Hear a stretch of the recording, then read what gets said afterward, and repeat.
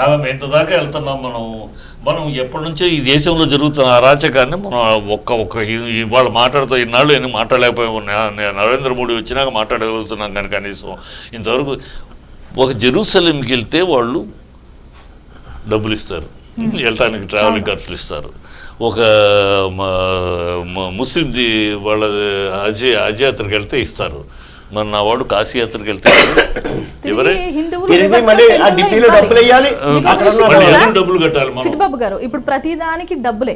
కొబ్బరికాయ కొట్టాలన్నా, చీర పెట్టాలన్నా, ఈవెన్ విజయవాడలో రీసెంట్ గానే వెళ్ళాను నేను, గాజులు తీసుకోవడానికి కూడా 100 పెట్టు 200 పెట్టు ఇలా అడుగుతుంటే ఇంకెవరు వెళ్తారండి? అదే మరి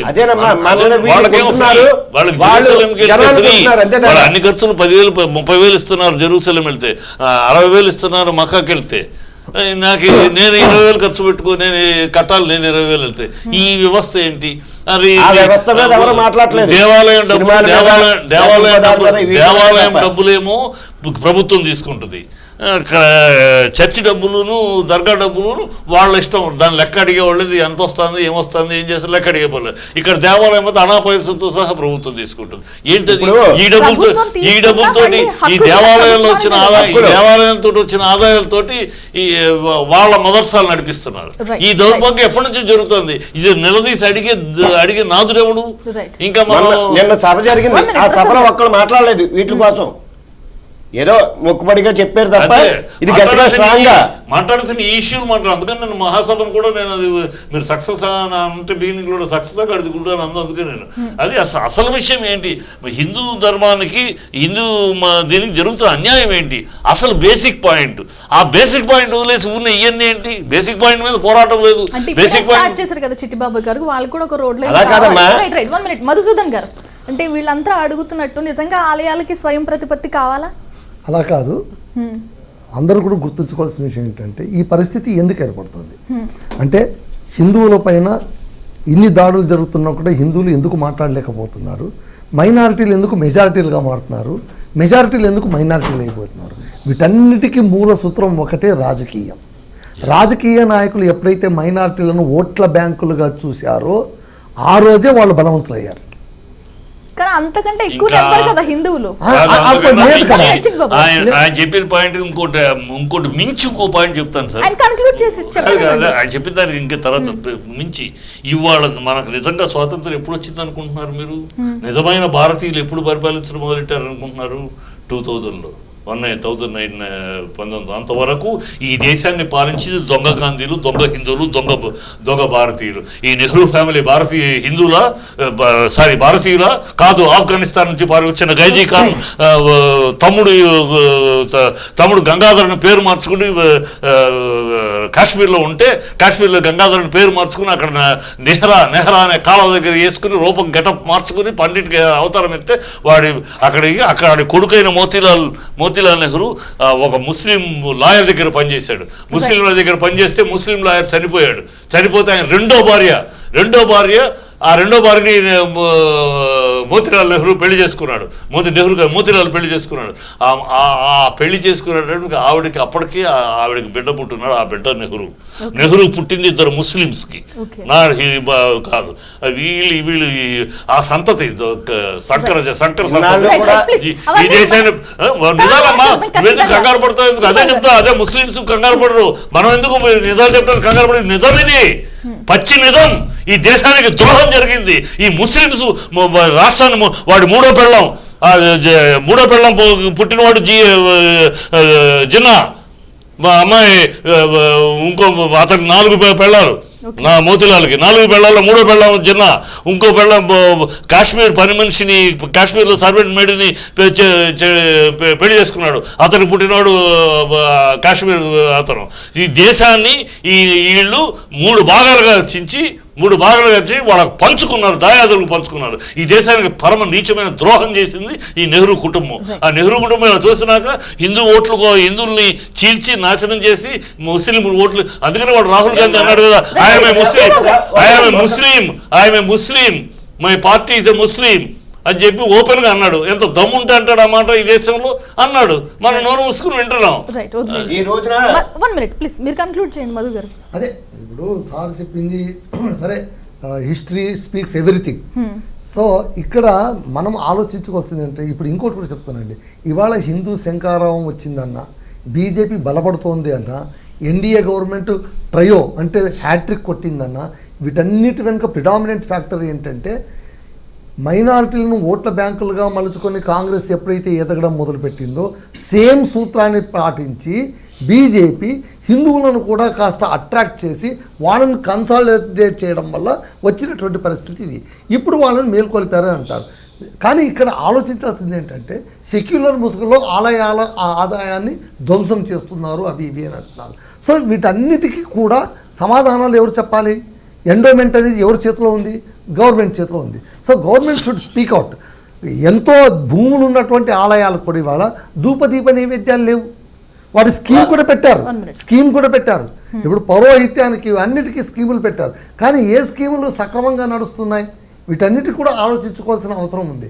సో దీంతో పాటు ఇప్పుడు హిందూ ధర్మ పరిరక్షణ సంఘం అని వాళ్ళు ఏదో కార్యక్రమం పెట్టింటే అనంత శ్రీరామ్ వెళ్ళి తన మైలేజ్ కోసం, తన ఉనికి కోసం ఒక్క కాంట్రవర్షియల్ ఏమైనా తెస్తే నేను ఇప్పుడు అక్కడ వెళ్ళి ఆయన మాట్లాడినప్పుడు సినీ పరిశ్రమ గురించి ఆయన మాట్లాడాల్సిన అవసరమే లేదు. ఆయన కవి అనంత శ్రీరామ్గా కాదు ఎందుకు రిప్రజెంట్ చేయాలి? ఎందుకు సారీ చెప్పాలి? మీరు అక్కడికి వెళ్ళింది దేనికి? హిందూ పరిరక్షణ హిందూగా మీరు వెళ్ళారు. మీరు ఆ థియరీ గురించి మాట్లాడండి. హిందూయిజం ఎలా డౌన్ అయిపోతుందో మాట్లాడండి. అంతేగాని ఒక వర్గాన్ని టార్గెట్ చేసి అంటే అక్కడ కూడా ఏంటి టు ఎర్న్ సమ్ క్రేజ్ అది వద్దు అంటున్నా. ఇప్పుడు మీకు పురాణ ఇతిహాస కావ్యాలు అన్నారు, మీరు కొంతవరకు మీరు కొంతవరకు చదువుకుని ఉండొచ్చు. అనంత శ్రీరామ్ అంటే కనుక అక్కడ ఒక ఎంటిటీ ఉంది కదా, ఆయన ఒక లిరిసిస్ట్, సినీ పరిశ్రమలో అంత ఇంత పేరు గడించిన వాడు. ఇప్పటికీ పాటకు 2 లక్షలు 3 లక్షలు పెడితే తప్ప పాటలు రాయను అన్నటువంటి కవి అతను. సో అతను ఈ మాట మాట్లాడడం వెనక ఆయన మోటివ్ ఏంటి? ఆయన ఉద్దేశం ఏంటి? నిజంగా హిందువుల పక్షాన్ని నిలబడి మాట్లాడుతున్నారా లేదా తను ప్రోట్రేట్ చేసుకోవడానికి మాట్లాడుతున్నారా? అది ఇక్కడ అంటే తనను తాను ఎస్టాబ్లిష్ చేసుకోవడం, తనను తాను మ్యాగ్నిఫై చేసుకోవడం, ఒక వేదికను తన కోసం ఉపయోగించుకోవడం, ఇవి తప్పు. ఆయన సార్ అన్నట్టు నిజంగా అనంత శ్రీరాముకి చిత్తశుద్ధ హిందువుల గురించి మాట్లాడినాడైతే షారూక్ ఖాన్ సారీ వాడు రెండో కారణం ఆ కారణం అరిటాకులో సున్నం రాసి శివుడి దీన్ని అవమానపరిచాడు, అమీర్ ఖాన్ చేశాడు. అప్పుడు మాట్లాడాలి హిందూ దేవుళ్ళ గురించి అమీర్ ఖాన్ షారూక్ ఖాన్ చేసినప్పుడు అడగాలి. నిజంగా హిందూ పరిరక్షణ కోసం మాట్లాడితే అది కూడా మాట్లాడాలి. ఇది ఎలా ఉంచితే ఇప్పుడు దేవాలయాలు అన్నీ కూడా ఒక్కో దేవాలయానికి బోర్డులంత భూమి ఉంది.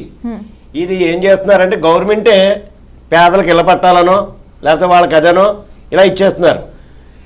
అవి ఇచ్చేసి ఇప్పుడు గవర్నమెంట్ తీసుకోవాలంటే ఎక్కడి నుంచి తీసుకుంటుంది చెప్పు? వక్తుబోర్డు ఎంత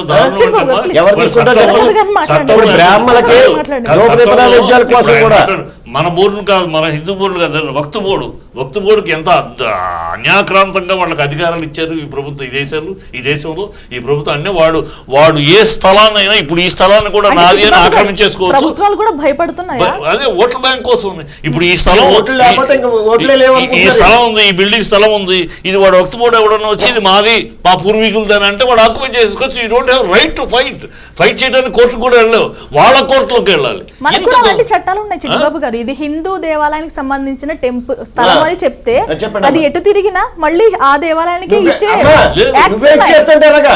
గవర్నమెంటే భూములు ఇచ్చేసే. గవర్నమెంట్ ఇప్పుడు ఇక్కడ గవర్నమెంట్ భూమి ఉంది లేకపోతే దేవాలయం భూమి ఉంది, ఇల్లు కట్టుకోమని నీకు ఇచ్చేశారు. మళ్ళీ అంటే నీ ఇల్లు పీకేసి మళ్ళీ తెస్తారా? తేగలరా? అదే గవర్నమెంట్ కదా మేము అడిగేది. అసలు మొన్న వచ్చే దాంట్లో చేశారు. తమిళనాడు తిరువనలో గుడి, పెద్ద గుడి, కొన్ని 1660 సంవత్సరాల క్రితం గుడి, దాన్ని ఇది మా వక్తు బోర్డు ప్లేస్ అని అనేసారు వాళ్ళు. ఇన్ని సంవత్సరాల నుంచి చూసిన అయోధ్య కూడా అదే ఇష్యూ కదా చిట్టిబాబు గారు. రెడ్ ప్రసాద్ గారు మీరు ఏం చెప్తారు? ఈ మొత్తం ఈ దేవాదాయ శాఖ అవన్నీ ఉండాలంటారా? దేవాదాయ శాఖ ఉన్నా ఏమున్నా అమ్మా మా భూములు మాకు కావాలరా. ఇంకోటి ఏంటంటే దీపదూప నైవేద్యాలు పెడుతున్నారు బ్రాహ్మణులు, చాలా కష్టపడుతున్నారు. వాళ్ళు గుళ్ళో కష్టపడేది ఎవరు అంటే వాళ్ళే. ఈ రోజున అక్కడ ఆఫీసర్ నిర్మించి ఆడికో సీట్ ఇచ్చి ఆడు చెప్పినట్టు వినవలసి వస్తుంది వీళ్ళందరూ. బ్రాహ్మణుడు కూడా వణికిపోతున్నాడు. కొన్ని చోట్ల అయితే బ్రాహ్మణులు కూడా చాలా ఇబ్బంది పెడుతున్నారు. లేదు కొన్ని చోట్ల చెప్పాలంటే బలానా వాడు వచ్చాడు, ముందు తలుపుతి తర్వాత దీపం అవును. అంటున్నారు. చిన్న కొన్ని చోట్ల చూస్తే బ్రాహ్మణులకు కూడా కొన్ని భూములు ఇచ్చారు. ఎలాగా దూపదీప నైవేద్యాలకి ఆ బ్రాహ్మణ బతకడానికని భూములు ఇచ్చారు. ఆ భూములు ఏవైపోయా కూడా అప్పుడు వచ్చి తెలియదు. ఇక్కడ ఒక చిన్న రాంగ్ కాన్సెప్ట్ కూడా ఒకటి నడుస్తుంది సమాజం. ఎందుకు మనం ఇబ్బంది పడుతున్నాం అనేది మీరు ఎవరు ఏమనుకోవద్దు. నేను ఒక ఫ్యాక్ట్ అది చెప్పండి, బ్రీఫ్ గా చెప్పండి. హిందువులు అనగానే బ్రాహ్మణులు అన్న ఒక అపోహ ఉంది. హిందువులు అంటే బ్రాహ్మణులు మాత్రమే కాదు కానీ ఏదైనా వచ్చిందనుకో మా బ్రాహ్మణ పాడు చేసాడు. అది ఈ వ్యవస్థ ఈ బ్రాహ్మణ పాడు హిందువులు అనగానే బ్రాహ్మణులు హిందువులు బ్రాహ్మణులు అంటే హిందువులు అంటే బ్రాహ్మణులు, ఇంక హిందువులు అంటే వేరే కాదు. ఇలాంటి ఒక ఇది ఏర్పడబట్టి ఈ జరుగుతున్నాయి. అదే వాళ్ళకి బ్రాహ్మణులకు సంబంధించిన విషయం అన్నట్టు హిందూ విషయాన్ని కూడా పట్టించుకొని పరిస్థితుంది. ఎవరు ఓన్ చేసుకోవట్లేదు, అది హిందువులు బ్రాహ్మణుల విషయం. ఇన్నాళ్ళు కూడా ఇలా జరగడానికి కారణం పూర్వం మమ్మల్ని ఏదో చేశారు, అది ఎవరో బ్రాహ్మణే చేశాడు. ఈ బ్రాహ్మణుడు హిందూ వేరు. హిందూ అనేది మొత్తం అందరినీ కలిపి అందరూ 12 అనేక కలిస్తే హిందూ, కలిస్తే భారతదేశం, కలిస్తే హిందూ. హిందూ అనేది కేవలం దళిత హిందూ ఉన్నారు, ఇంకో హిందూ ఉన్నారు. హిందూ అనే మన ఇక్కడ కాకుండా బ్రాహ్మణ హిందూ, జంజం వేసుకున్న వాళ్ళే హిందూ. ఏదైనా సరే ఏది పాడు చేసినా బ్రాహ్మణ వల్ల అయింది అంటున్నారు. ఆ నోషన్ ఏర్పడబట్టి ఎవరు ముందుకు రావట్లా.